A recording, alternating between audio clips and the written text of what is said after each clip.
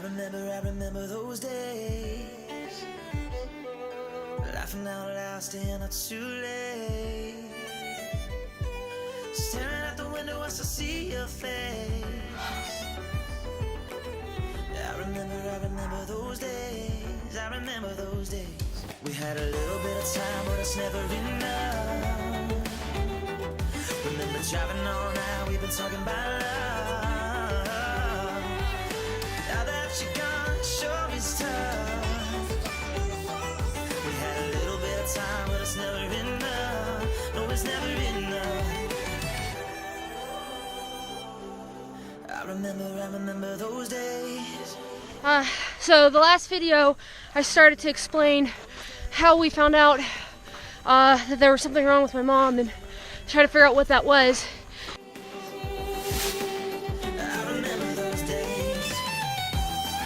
Mom's having troubles with little things like spelling her zip code. My mom already knew something was wrong, so she agreed to go get tested. So that brings us to January 2008.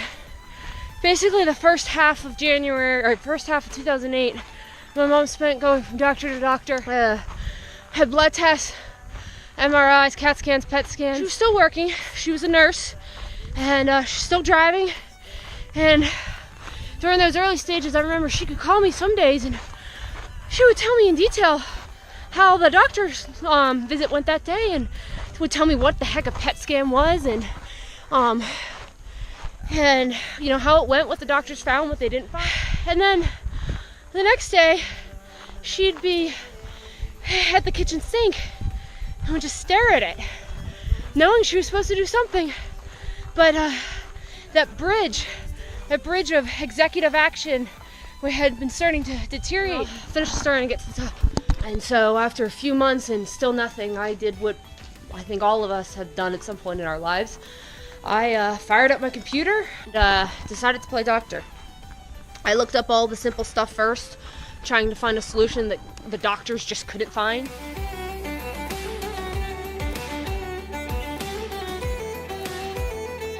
Mayo Clinic, I went to Northwestern, UPenn, you name it, hoping that somebody said something differently.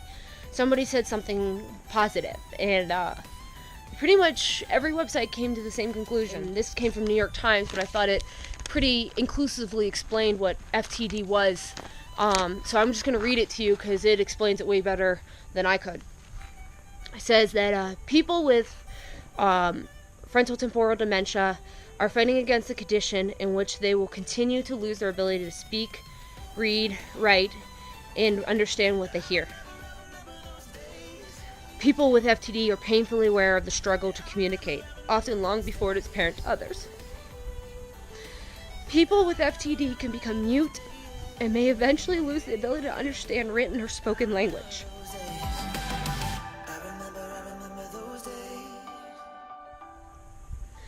Most people with FTD are diagnosed in their 50s or early 60s. My mom was 56. Only about 10% are diagnosed after they're 70.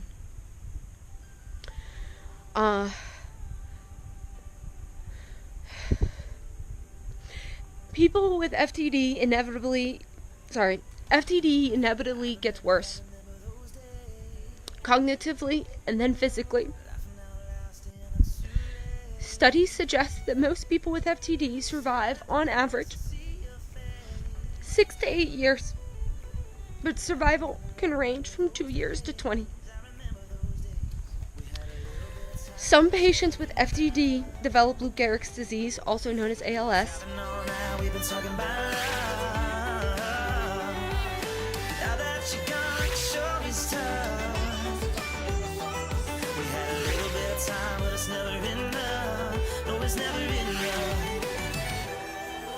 And there is no treatment and there is no cure. So this was in 2008, and I remember reading it and thinking, if this is it, I don't know what's worse. Mom having it for 2 years or having it for 20 years.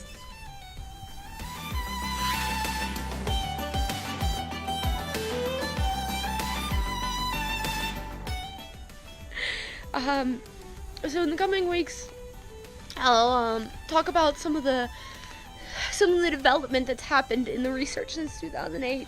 I'll tell you a little about the early stages of my mom. There's definitely there's some sad stories, but there's some really good ones too, and some funny ones, and some great moments. Ones that I'll never forget. So that's about it for now. It's starting to get dark. Thank you for listening. Ready for their thoughts. I remember those days. I remember those days. Yeah. I remember those days.